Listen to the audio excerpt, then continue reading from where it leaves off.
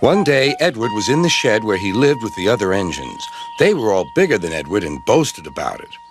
"The driver won't choose you again," said Gordon. "He wants strong engines like us." But the driver and fireman felt sorry for Edward. "Would you like to come out today?" "Oh, yes, please," said Edward. So they lit his fire, made lots of steam, and Edward puffed away.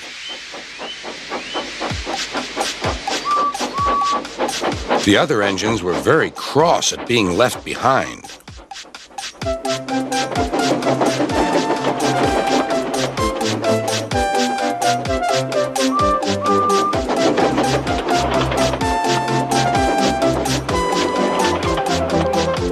Edward worked hard all day. The coaches thought he was very kind, and the driver was very pleased.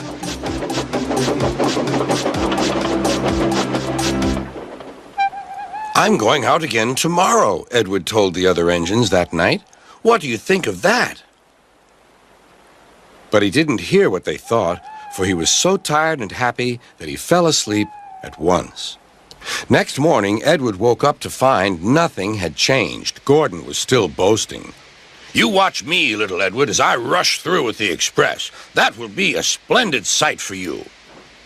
"Goodbye, little Edward. Look out for me this afternoon."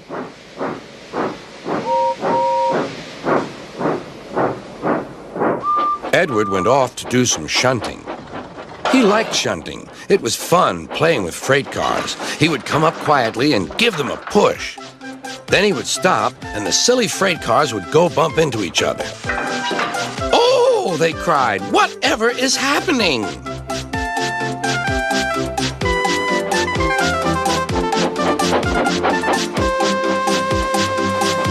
Edward played till there were no more freight cars. Then he stopped to rest. Presently, he heard a whistle. Gordon was cross. Instead of nice shining coaches, he was pulling a dirty freight train. "A freight train! A freight train! A freight train!" he grumbled. "The shame of it! The shame of it! Oh, the shame of it!" Edward laughed and went to find some more freight cars. Then there was trouble. "Gordon can't get up the hill," the porter called to Edward's driver. "Will you take Edward and push him, please?" They found Gordon halfway up and very cross. His driver and fireman were talking to him severely. "You're not trying." "I can't do it," said Gordon. "The noisy freight cars hold an engine back so." Edward's driver came up. "We've come to push." "No use at all," said Gordon. "You wait and see," replied Edward's driver. They brought the train back to the bottom of the hill.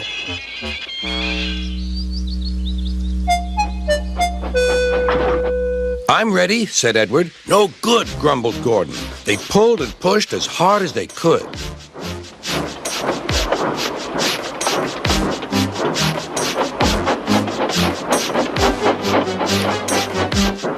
"I can't do it! I can't do it! I can't do it!" puffed Gordon. "I will do it! I will do it! I will do it!" puffed Edward.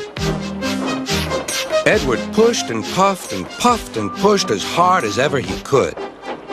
And almost before he realized it, Gordon found himself at the top of the hill. "I've done it! I've done it! I've done it!" he said proudly. He forgot all about kind Edward and didn't say thank you. Edward was left out of breath and far behind, but he was happy because he had been so helpful.